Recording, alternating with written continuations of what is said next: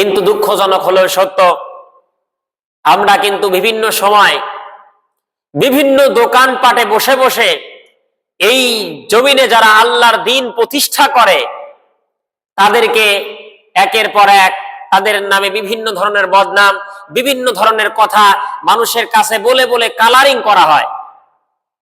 আমার ভাইরা, তাদের জন্য আল্লাহ রাব্বুল আলামিনের রাসূল জনাবে মুহাম্মদুর রাসূলুল্লাহ, সকলে বলেন সাল্লাল্লাহু আলাইহি ওয়াসাল্লাম, তিনি বলছেন, ও নবী, পৃথিবীতে যারা আল্লাহর জমিনে আল্লাহর দ্বীন প্রতিষ্ঠার জন্য যারা কাজ করে, আল্লাহর দিকে যারা আহ্বান করে, আল্লাহর আইন প্রতিষ্ঠার জন্য যারা কাজ করে, এর বিরোধিতা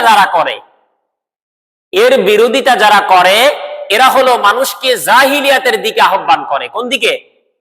জাহিলিয়াতের দিকে আহ্বান করছে। আর জাহিলিয়াতের দিকে আহ্বান করার পরে এদের অবস্থান কি হবে? সাহাবারা বিশ্ব নবীকে জিজ্ঞাসা করলেন, ইয়া রাসূলুল্লাহ, ইয়া হাবিবাল্লাহ, পৃথিবীতে যদি কোনো মানুষ, এই পৃথিবীতে মানুষকে আল্লাহর পথ বাদ দিয়ে যদি কোনো জাহিলিয়াতের দিকে যদি মানুষকে আহ্বান করে, মানুষকে ডাকে, তাদের অবস্থা কি হবে?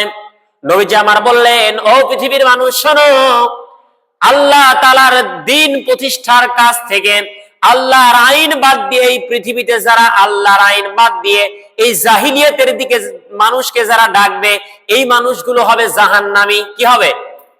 এরা জাহান্নামী হবে। আল্লাহর আইন প্রতিষ্ঠার জন্য যারা কাজ করে, আপনি ইচ্ছাকৃতভাবে দোষ নেই এরপরে খুঁচায় খুঁচায় দোষ বের করে তাদেরকে দোষারোপ করতেছেন, তাদেরকে কালারিং করতেছেন, যাতে সমাজের মানুষের কাছে তারা সমর্থন কম পায়। এজন্যই তো, নাকি বন্ধুরা আমার, আল্লাহ রাসূল বলছেন, যারা আল্লাহর দিকে ডাক না দিয়ে যারা জাহিলিয়াতের দিকে মানুষকে ডাকে, এরা হবে জাহান্নামী। সাহাবারা প্রশ্ন করলেন, ইয়া রাসূলুল্লাহ, ইয়া হাবিবাল্লাহ, এই ব্যক্তিগুলো যদি নামাজ আদায় করে, তাহলে এই ব্যক্তিগুলো যদি রোজা রাখে, এই ব্যক্তিগুলো যদি হজ করে, এরপরেও কি তারা জাহান্নামে যাবে? নবীজি আমার বললেন, এরা যদি নামাজ পড়ে এরপরেও তারা জাহান্নামে যাবে। কোথায় যাবে?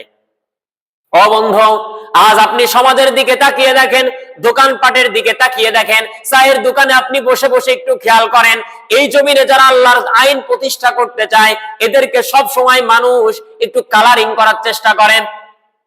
আল্লাহ পাক বলছেন, তোমরা যদি মানুষকে জাহিলিয়াতের দিকে ডাকো, মানুষকে জাহিলিয়াতের দিকে ডাকার পরেও যদি তোমরা মসজিদে এসে নামাজ পড়ো, এই নামাজ তোমাকে জান্নাতে নিয়ে যেতে পারবে না।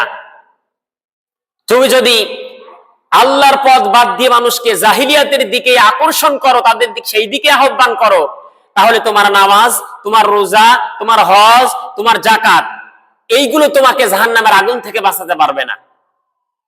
এজন্য আজ আমি আপনি এই দুনিয়ার সামান্য আপনি কোন জিনিসকে ভালোবাসেন, সেটা ইসলাম নয়, এই জন্য সেইটাকেই সমাজে প্রতিষ্ঠার জন্য আপনি কাজ করবেন, মানুষের সম্মুখে আপনি সমালোচনা করবেন।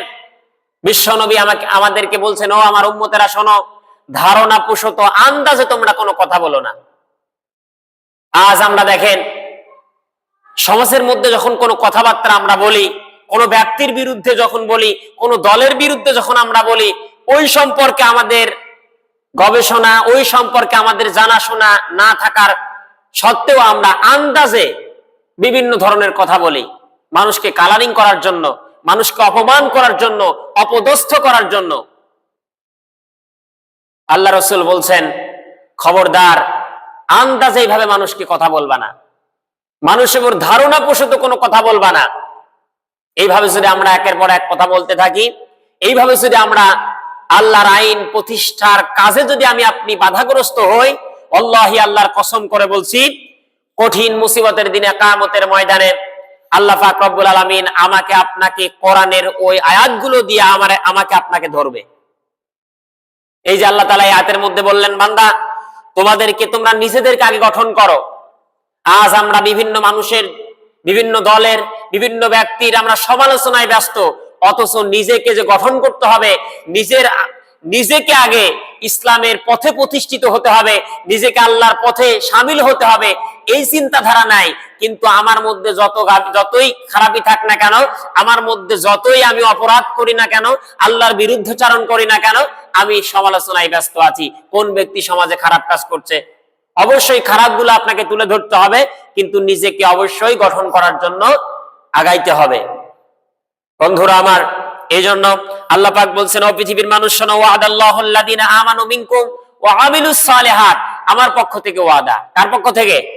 আল্লাহর পক্ষ থেকে ওয়াদা। আল্লাহ বলছেন যারা ঈমান আনবে, ভালো কাজ করবে, এই দুইটা কাজ করলে আমি আল্লাহ তাআলা তাদেরকে ওয়াদা করছি যে এই পৃথিবীর দায়িত্ব তাদের হাতেই দিয়ে দেওয়া হবে। বলেন আল্লাহু আকবার।